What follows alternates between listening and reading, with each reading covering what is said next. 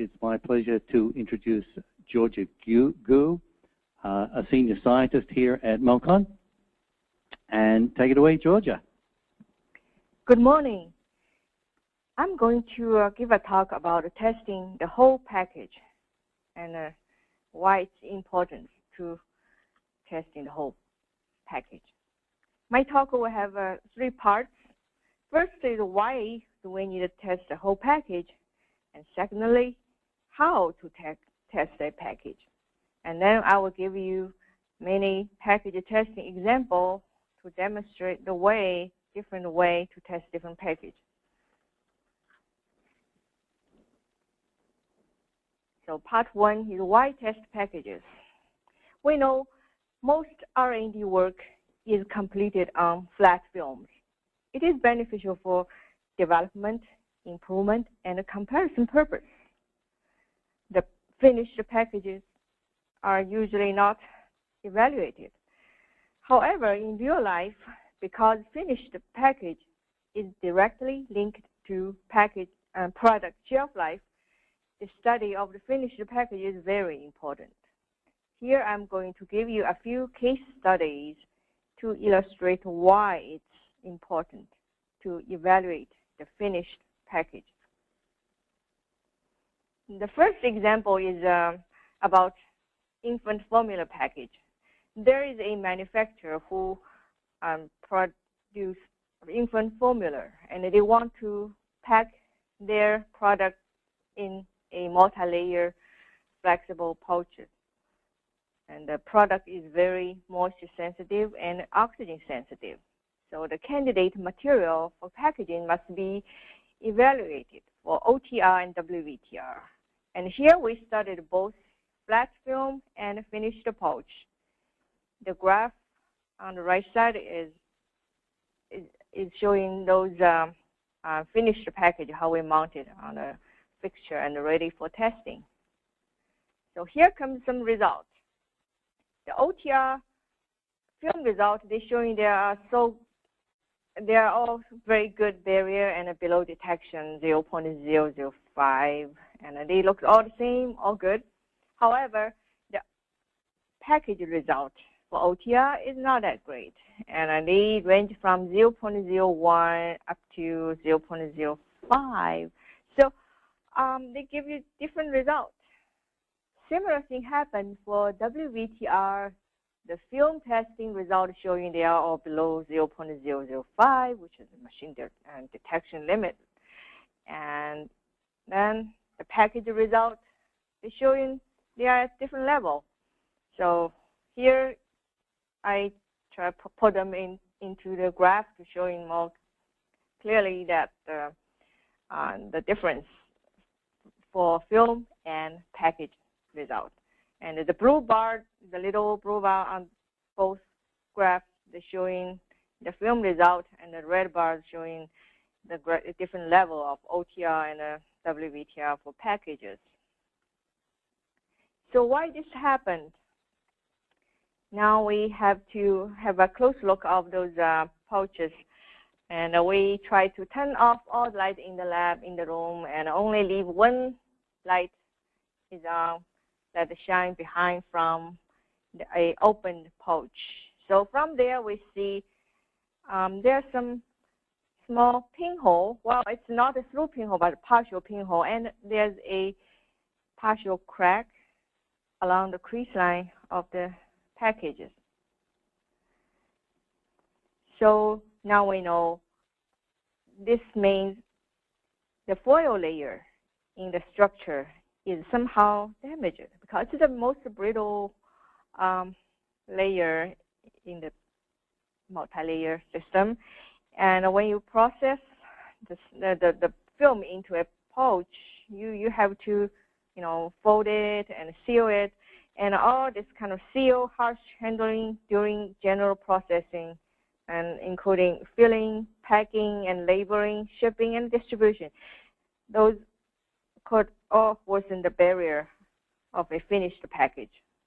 So this example indicates that evaluating only the flat film is not enough. Finished package should always be tested to ensure total package integrity.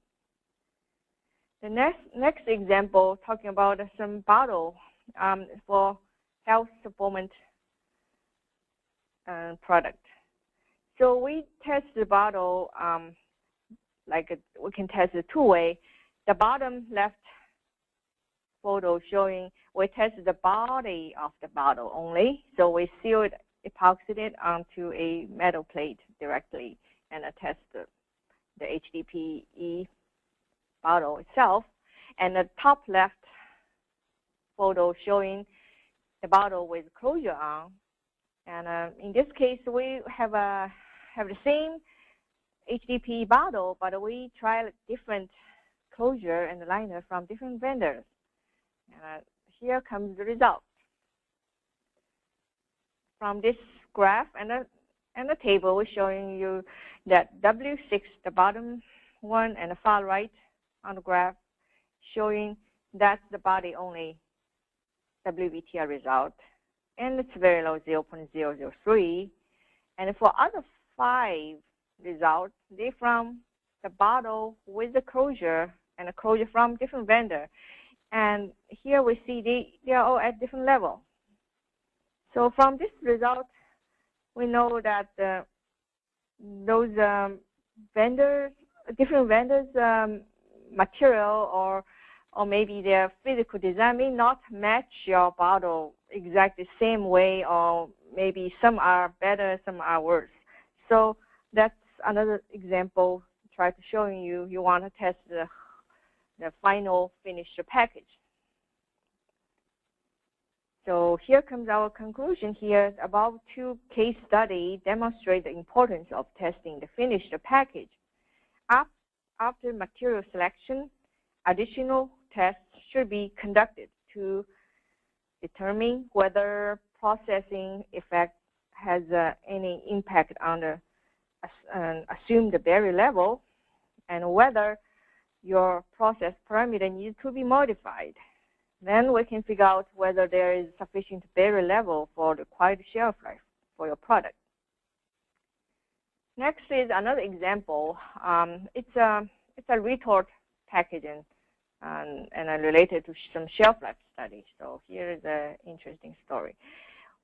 First of all, I want just to briefly say the definition of retort is the process of sterilization a packaged food or beverage product in a modified pressure cooker containing hot water, steam, or a combination of both. In the lab, we usually cook the package in a pressure cooker to mimic the retort process, and then mount it for package OTR testing in this case. So we mount it two-way, and like the bottle test, we have just to test the container itself and the container with lidding on, and so we can start our testing. And theoretically, we know for retort packages, usually there's EVOH layer in the polymer structure, and we know EVOH is moisture sensitive. So usually it is sandwiched between 2 layers of moisture barrier, making it a great oxygen barrier with very low OTR at pre-retort stage, as shown on the graph. So the very far left end of this graph, showing the very low level, that's a pre-retort. And during the retort process, due to the packaging material exposed to high heat and humidity, in the moisture barrier, which they try to secure EVOH in the middle, but in this case itself lost its, it's a barrier for moisture. So moisture can get into the middle layer, the EVOH layer. Then the oxygen transmission rate getting higher and very high at some point. Okay, so that's at high temperature and humidity.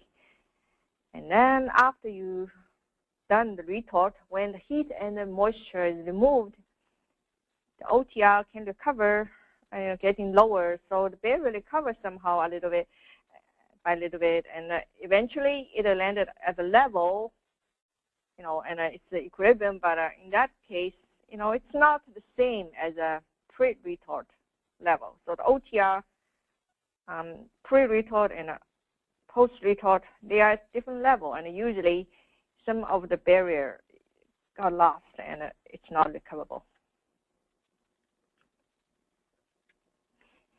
So now we know that after retort, the OTR level becomes much higher than that before retort.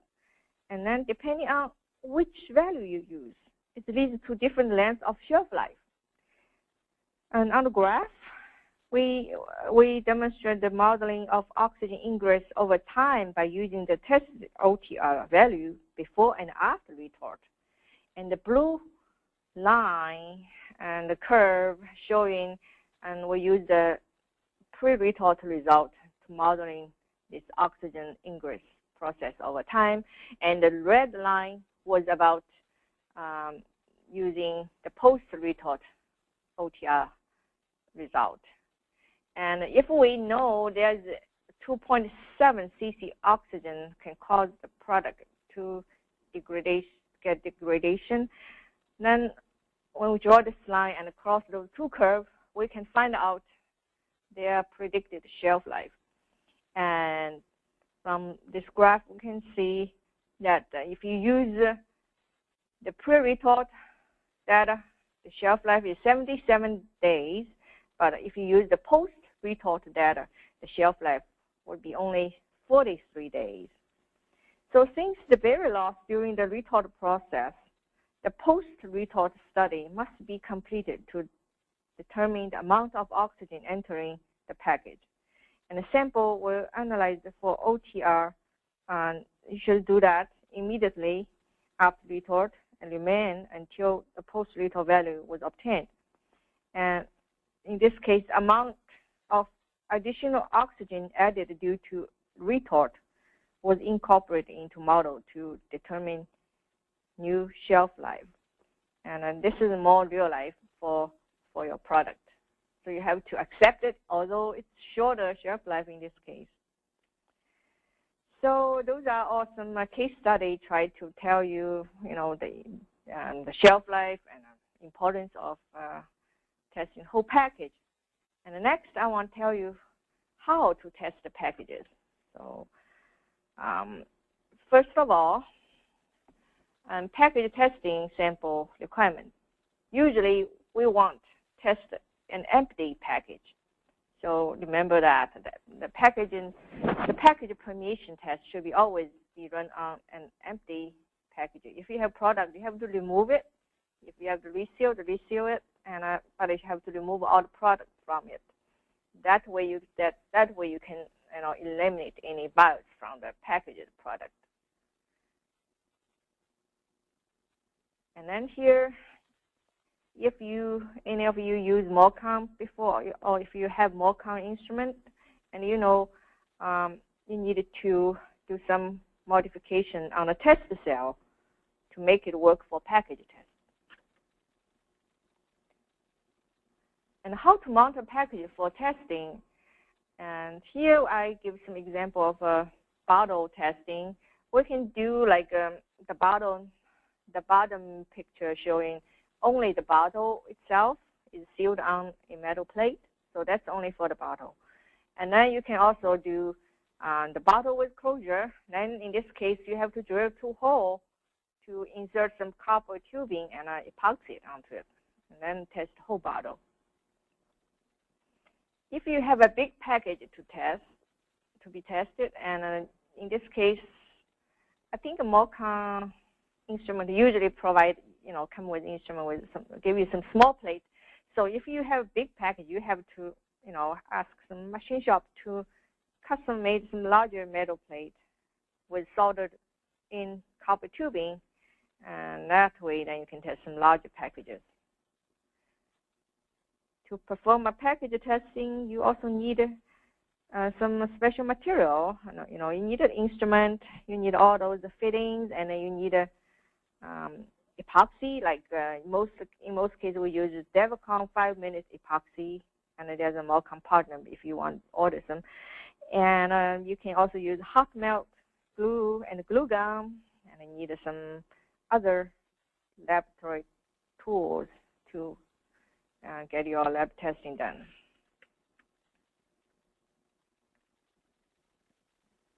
So here we want to show you something. After you have all those ready, and then you can test different packages, rigid packages, and flexible bags, tubing sample, and multiple unit samples, blister packages, and a packaging oven. And I will show you all of these in the next few slides. So this is the first one. I want to show you how we mount bags and bottles and some toothpaste tubes and some coffee can. And here are all the example of different packages. And some people are interested in the wine cork or crimp closure on glass bottle. And we all know glass is not permeable, and so we don't need to worry about the whole bottle of glass. So in order to cut down the dead volume and get more efficient testing, we usually cut off the neck of the glass bottle, only leave the closure or the cork, wine cork on. So instead of test the whole big bottle, we test this small portion of it, and in this case, the permeation part will be just the interface of closure and the bottle and the cork. So we only need to test a small portion in this case. And this is the way to mount the sample for these special samples. And here we're showing a package, how it's tested. If for example, OTR testing, you can testing with room air, which is a 21% oxygen, or if you want to have a high oxygen concentration, you can use a bag outside your package, and then try to use some copper tube, not copper tube, some tubing to feed in some 100% oxygen. In this case, you create a 100% oxygen environment for the testing.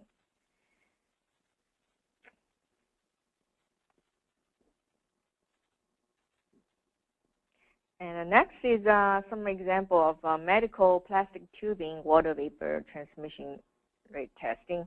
And in this case, the ends of both ends of the tubing, you need to do a little bit modification, like you have to slide in some copper tubing, something to fit the same diameter of your tubing, and then let it snugly fit in. And then that small tubing should epoxy or find some other way to connect with some fitting that can connect the copper tubing and the 1/8 inch copper tubing. So in that case, you need to do some modification and make it work.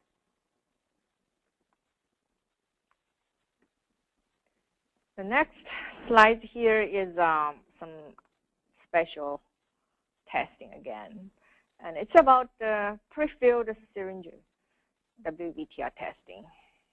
And we know usually they are very good barriers, and they're small, and chances are they will be below detection of instrument. Plus, it's usually so small. If you have some copper tubing or epoxy, it will take, a fairly amount of surface area.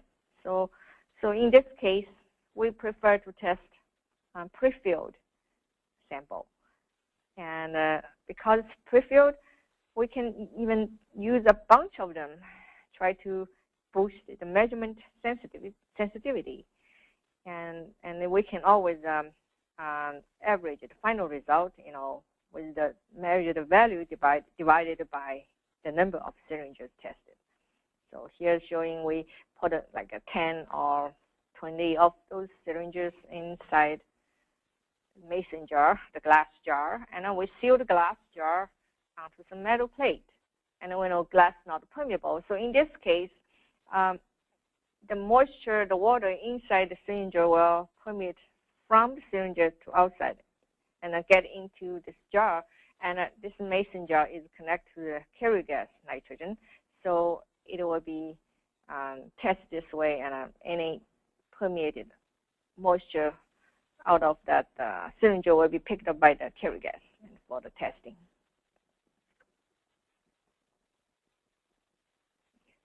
The next example is about a blister package. I think in some country they call push-through package, so PTP, they call that way. But in US, we call blister package. And there are a few ways to test them. The first method is if you only want to test the blister package dome itself. If you don't worry about the foil, you think the foil is non-permeable, so you don't worry about it. You want to see how good is the clear part, the dome of the blister. We can test it like a film and just try to make it fit some aluminum masks. And we can use some existing MOCON mask, or you can just modify some special foil and make it work like that. And you can test the one blister, if it's big enough, sensitive, if the level is good enough to measure, or if you want to put a multiple of them as long as fit into the test cell, and you can always do that. And then there's another way is like the syringe testing. We can do the pre-filled blister package. So in this case, you can ask the manufacturer, or if you are the manufacturer, you can seal some small amount of moisture in it. Maybe you can just use a small piece of sponge, soak it into water, and just try to make it mimic it. It's a piece of medicine you want to seal it. So when you seal the blister, you can put this moisturized sponge into your blister package and seal it. And you can use many of those if you like, and put it in a mason jar and do the testing, and then average it to individual ones. So that's a good way to test pre-filled blister package, WVTR in this case. And it's good with permatran or aquatran. And then don't forget, at the end of the test, you need to subtract the loop or empty cell, because you want to subtract some baseline, especially if your sample is very good barrier. You want to subtract it.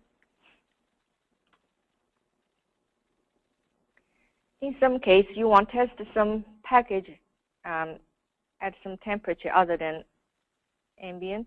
So you have to use some temperature chamber or even oven in this case. This picture showing how do we connect samples and that through an oven. So you have to drill some hole on the oven and have the copper tubing going through it. That way your sample will stay in the desired test temperature for testing. Here's another example of use a pack, the package environment chamber. That I think it's optional, coming with MOCON instrument, so it can sit direct on top of MOCON instrument. But it's limited to test some smaller samples because the small internal volume. But you have to consider big chamber if your samples are not small. So conclusion here, in conclusion, if you have films or packages test needs, MOCON professional trained staff can provide a testing service for you, either using standard testing setup or specially customer designed testing setup. Or you could receive special application training from our scientists so that you can conduct your own analysis. That's all for my today's webinar. Now I'm going to answer your question if you have any. Thank you. Thank you, Georgia. Just before we go to the questions, I want to show we have created an article on this subject. You'll find it on our website around the blue ring there. If you just click on that, you'll be able to download a PDF covering everything we have in here. We think that's a better way of doing it.